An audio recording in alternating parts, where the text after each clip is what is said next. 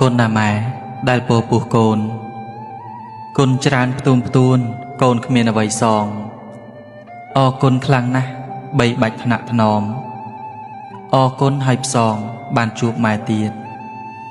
កូនណាម៉ែតែងលើកលែងទោសលើករាល់កំហុសឥតបីឃ្លៀងឃ្លាតកូនឲ្យម៉ែចិត្តមិនចង្អៀតកូនម្ដងទៀតហើយណាអ្នកម្ដាយ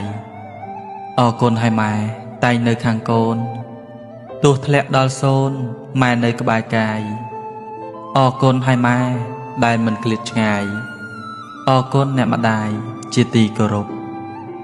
កូនឲ្យម៉ែដែលស្ដីប្រដៅកូនដែលនៅក្បែរកូនថ្ងៃយប់កូនខ្លាំងណាស់អ្នកម៉ែជាម្លប់កូនម៉ែសពគ្រប់ចាំមិនភ្លេចឡើយ